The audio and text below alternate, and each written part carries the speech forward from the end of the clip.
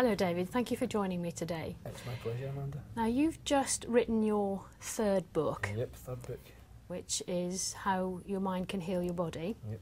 But what I'd really like to know to start with is, where does your inspiration come from? How do you get into writing books and guiding people?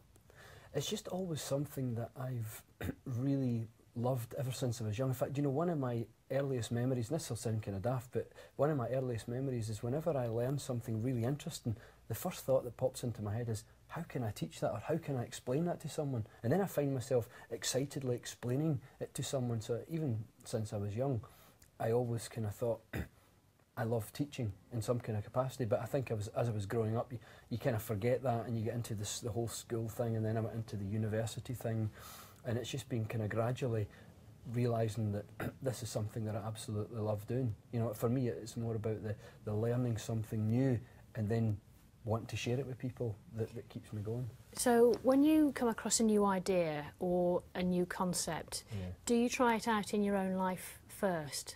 I do. In fact, I do and I don't.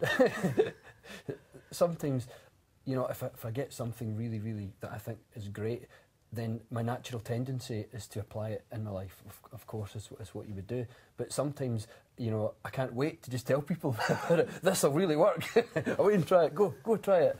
But you know, I think it's a bit of both for me, actually. You know, sometimes you just know that something's truth, and it, you know, I try it in my own life almost at the same time as I'm explaining to people that it can really help them as well. So have you had one significant thing or a number of significant things that you've come across and you've tried that have really made a difference in your life? Yeah, absolutely. Yeah, I think for me, understanding, you know, consciousness and the nature of reality and where we fit into this, and how the mind actually shapes reality, how almost reality bends around what we think about. For me, learning that has been highly significant, because a lot of my focus has been how to use the mind in a healing capacity. So how can we, you know, if someone's sick or diseased, how can we actually use the mind to interact with the body systems and cause healing? And also, how can we use the mind to change our external reality and to bring towards us all the things that we've kind of dreamed about? And learning and understanding that has been so exciting for me, you know, and I'm still learning, of course, I'm always still learning, but learning that has been so exciting, and then being able to share it with people, to pass it on so that people can then learn how to heal their bodies and then learn how to change their external reality. That kind of really, you know, has been great for me. I love that. Okay, well, I'd like to know, if I were ill now, and I thought, well, actually, I think I am conscious, I know that I get up every morning, I go to work, etc. How am I going to, if you like, turn that consciousness into me? What does it actually mean to sort of start looking, I don't know, looking into my body, into my mind? How will it work for me if I were ill? Where would I start? I think that's the main question. That's a good question. The starting point actually is just knowing that every single thought has a biological impact in the body. Every thought causes a change in the structure of the brain at a fine level, but also a change in chemistry and cells all throughout the body. David, can I ask, how do you know that?